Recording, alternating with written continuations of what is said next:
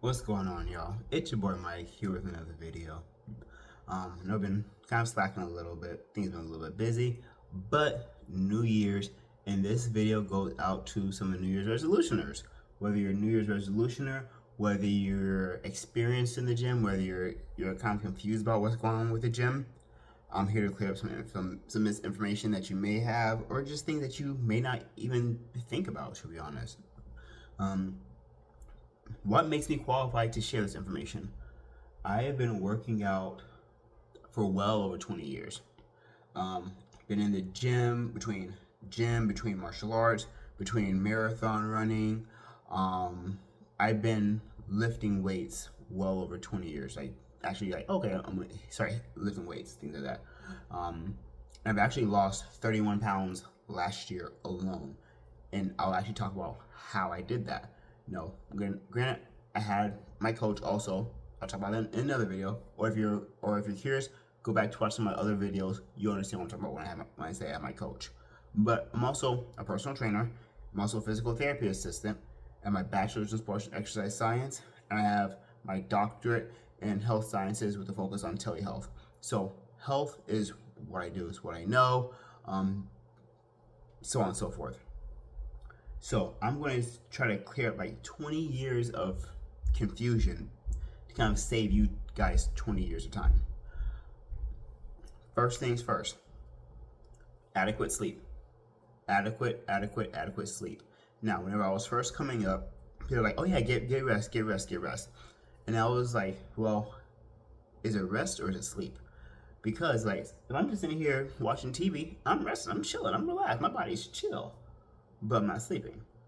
So your body actually recovers whenever you're sleeping, not just resting. So you can get adequate sleep. That is key. Now again, depends on what your schedule looks like. Schedules differ, but try to do as best as you can with your sleep. And to be honest, that's something that I'm struggling with right now. Because like I said, I just finished my doctorate last year. And since 2016, I've always struggled in school. So I've always had to stay up later to get more studying in so I can be a quote unquote average student, to be honest. So for at least since 2016, going to bed at 1 a.m. was normal for me. So it's like 1, 2, 3 o'clock. That's been my normal for 10 plus years. So learning how to go to bed before 1 o'clock is actually a chore. I legit have like a timer on my phone so I can try to work on going to bed at a normal person time, to be honest. So going to bed at a normal time and getting adequate sleep is key. Now, the easiest way to lose weight, to be honest, it's your nutrition. Now, don't get me wrong, I love lifting weights. Like, lifting weights is what I do. I have fun. I enjoy lifting weights. Cardio, we're on an acquaintance basis. We're not besties yet, but I'm doing my cardio. I'm doing about 40 minutes of cardio in the morning, like slow, steady pace. And I'm doing like 10 minutes of cardio before my workout. I'll talk about that also. You want to get now. Nutrition is the easiest way to lose weight, to be honest. Because to lose weight, you need to be in a calorie deficit. So inputting less, than what you need. So if you need this much, you're eating this much, then there's gonna be a difference. So that's how you lose weight. If you consume more than what you need, if you consume more than what you burn, you're going to gain weight. If you're going to consume less than what you burn, you're going to lose weight.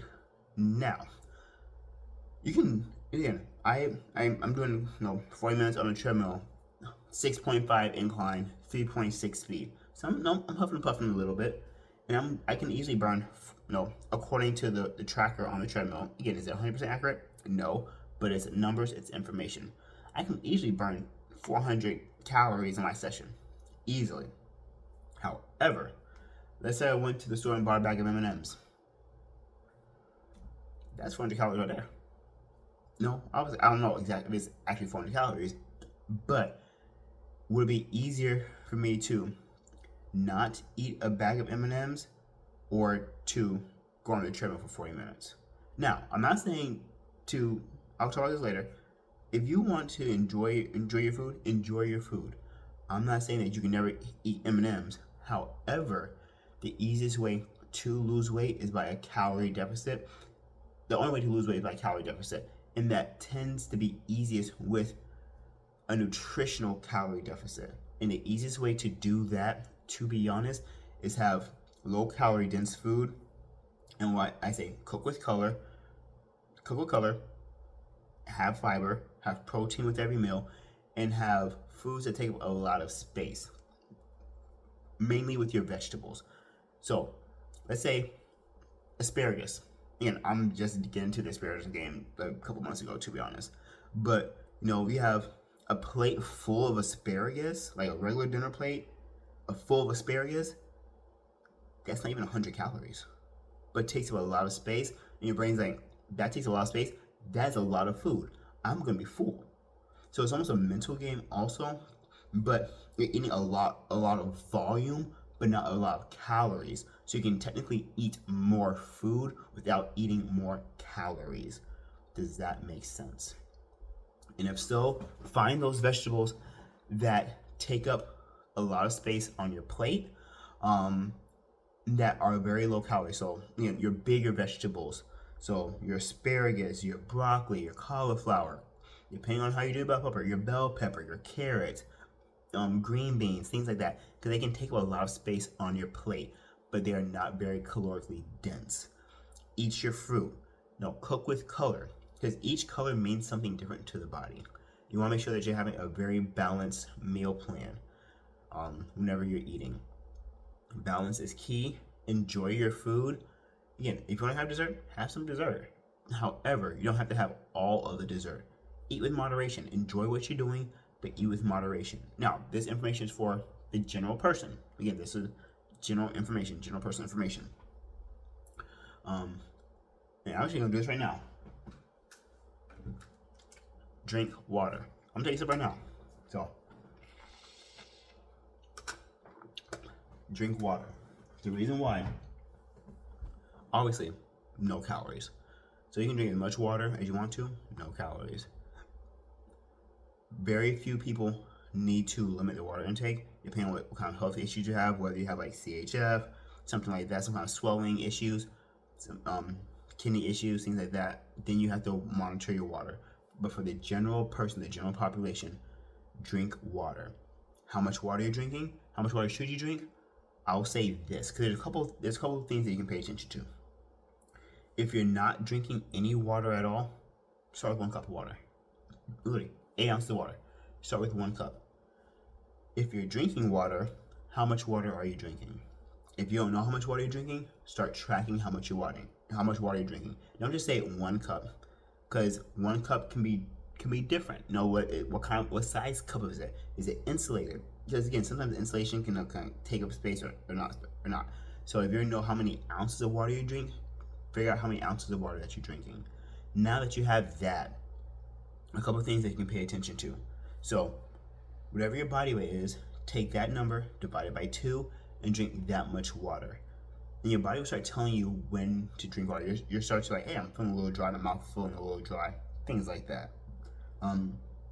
Sometimes your hunger cues are actually thirst cues, because your body is very smart. Your body knows, hey, certain fruits have a certain amount of water in them, and I know that I need to eat, but I know I need fluids also. So if I eat this that has water in it, then I'm 2 birds, 1 stone. So sometimes your hunger cues are actually thirst cues. So if you're noticing that, hey, I'm getting hungry a lot, drink some water first and see if it's actual hunger or thirst. And if it's hunger, grab a snack. Grab a small snack. If it's thirst, hey, I got some water, I'm good. So pay attention to things like that. Also, another thing, again, this may be a little TMI, but it's also coming from a hospital background, because I have 17 years of hospital experience. I have 5 years as a certified nursing assistant, 6 years as a rehab tech, 6 years as a physical therapy assistant. Like I said, I'm a full-time health coach now. I'm part-time physical therapy assistant. So healthcare is what I do. Whenever you're going to the bathroom, look. When you're going, number 1, look. See what color it is. Is it dark? Is it clear? Is it yellow? Is it clear with a hint of yellow? Pay attention to those things, because if you're noticing that, hey, this is a darker yellow, you're dehydrated. Drink water. If you're noticing that, hey, it's clear with a slight hinge of yellow, perfect. If it's cloudy, see a doctor.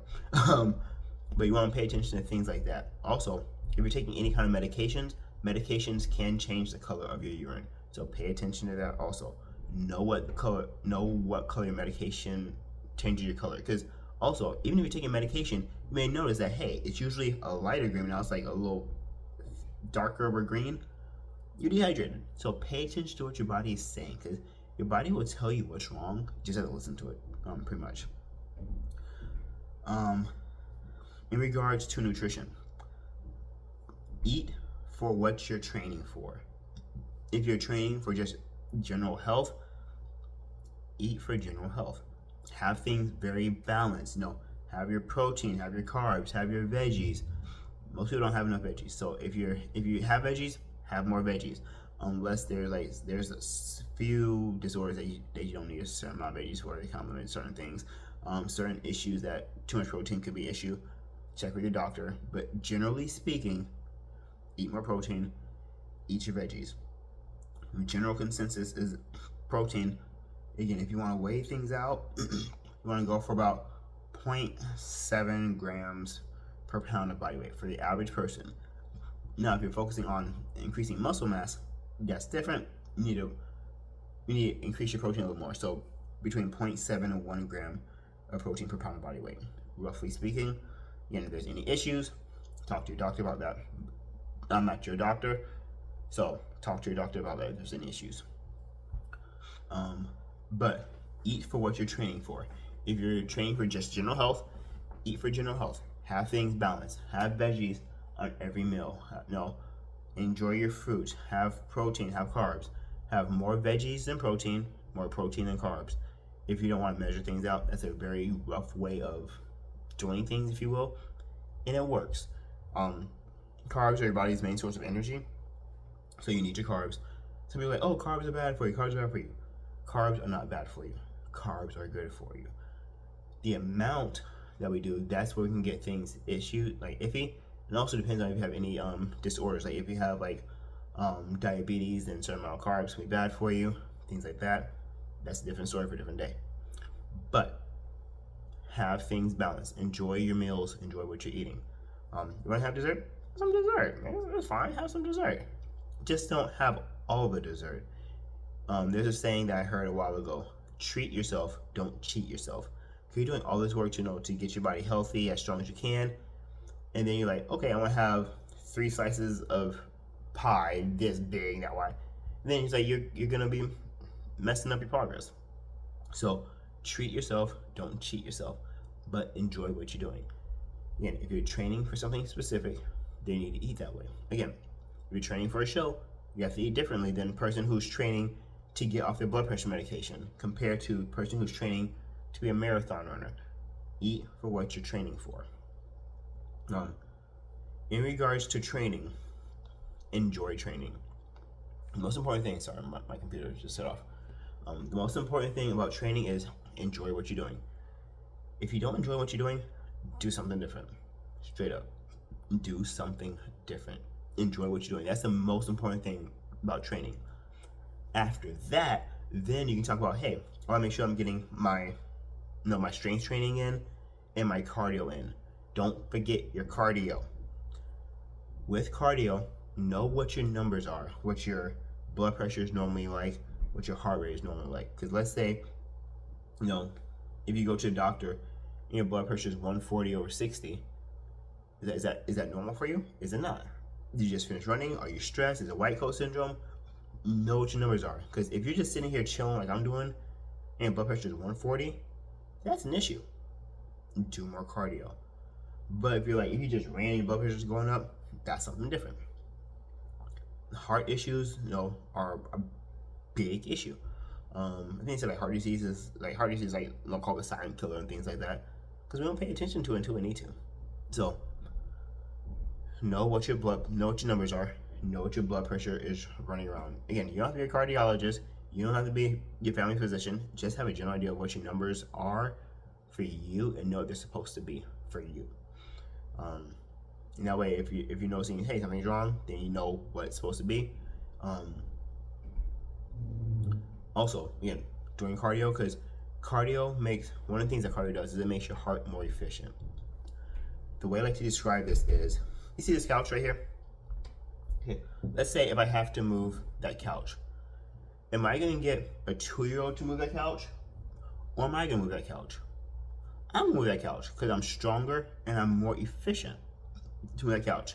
Now, I'm about 169 pounds right now. So I lost like 30 pounds last year.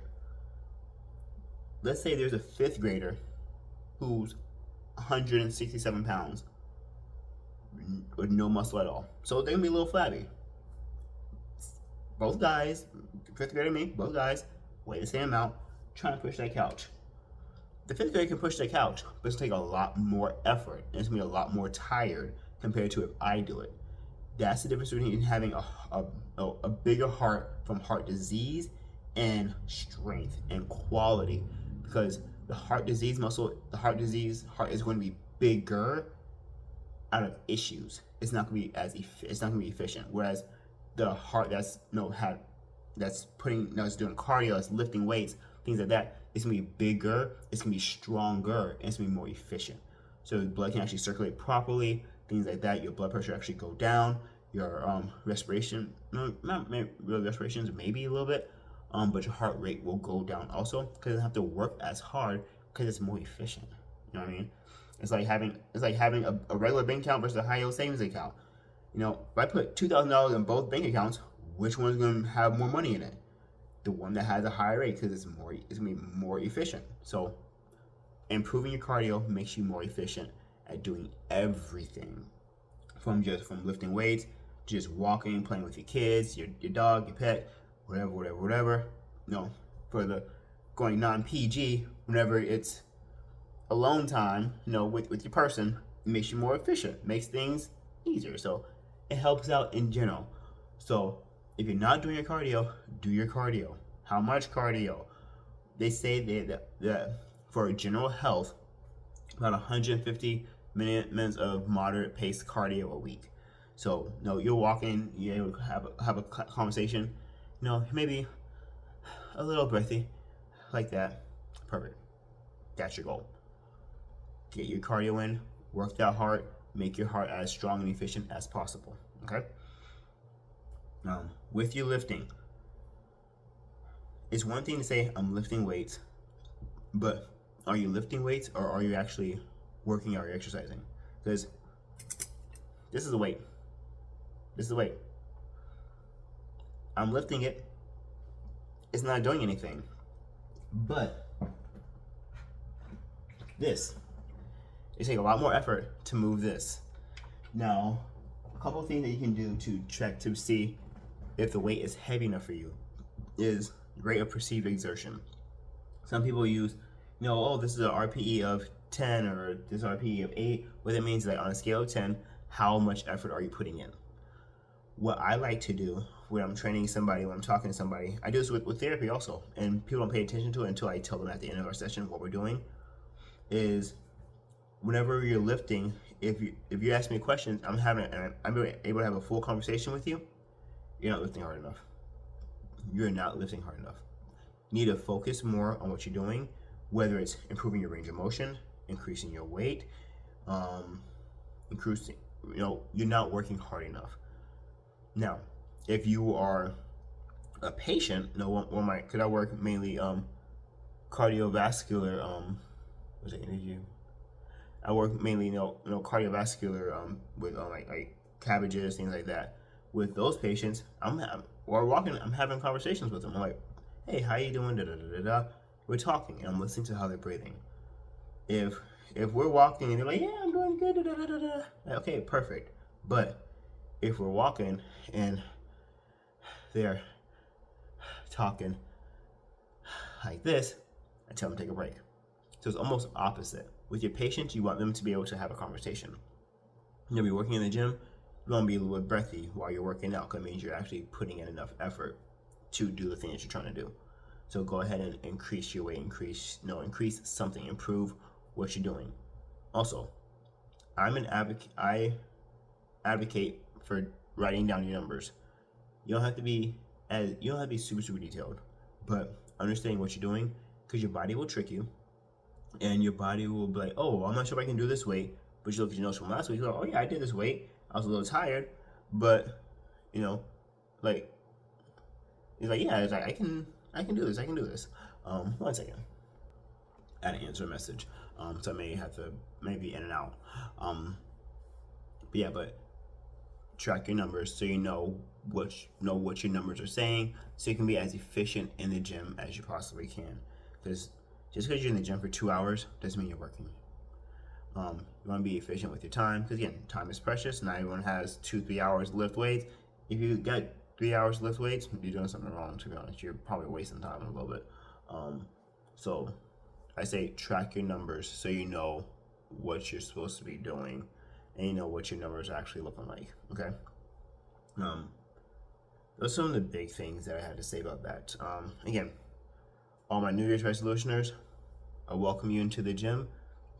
They can be scary, they can be intimidating, but again, have fun. If you have any questions, post as many questions as you want to in the chat. I'm happy to answer any questions that I can. Exercise and weight maintenance is easier than it sounds, but it's hard. But you have to be consistent. That's the thing. Now, let's say if you're consistent with your nutrition, your diet, you're doing everything by the book, and then you have a cheat meal on the weekend. You weigh yourself again. Your weight may go up, but it's just for that time. It can be water weight. It more likely is water weight, salt, things like that, because you're not going to gain 10 pounds of fat from one meal. Probably just water weight. So get back on your grind, get back on your nutrition, your exercise, so on and so forth, and then you'll get back to where you need to be. Exercise is easier than it sounds, but harder than it sounds, because it's the consistency that you have to do. I'm trying to think if there's anything else. If there's anything else, I'll probably post like a comment or something like that, or maybe make another video about it. But again, also, don't be afraid to ask people questions. Are there jerks in the gym? There are plenty of jerks in the gym. Are there awesome people in the gym? Yeah. You'll meet some of the nicest people in the gym that would be happy to teach and educate people, because we've all been, whether it's the new person that has no clue what they're doing, person who's shy, person who's battling different mental, emotional, physical demons. We've all been there. Everyone has a story. Whether it's just, hey, I just want to look better, I want to show off, whatever. Everyone has their own personal story. No one's story is better than the other person's. But enjoy what you're doing. Again, you're going to find some jerks in the gym, but you also find some of the nicest people you ever met in the gym. And I'm testament to that, because I've met people like I've talked to barely and said, oh yeah, and I see them like, hey, what's going on? I talk to everybody in the gym. Like, there's this dude I met. We were talking for like 5 minutes one day, and then from a shirt. And then I saw him like a month or two later, start talking. Then I just hit it off. And that's my dude. He's in medical school. Just shot him a message the other day. He is doing his thing. He's finishing up his second year of medical school. I'm super proud of him. But then you also meet the people that you see on TikTok. People are laughing at people, making fun of people. You see both people in the gym. But don't let the negative deter you from whatever your goals are. Because find the people that align with your goals and stick with them. Because there will be jerks, but there will be some of the nicest people that you ever meet in the gym too. But that's pretty much what I got. I'll post another video sometime later on.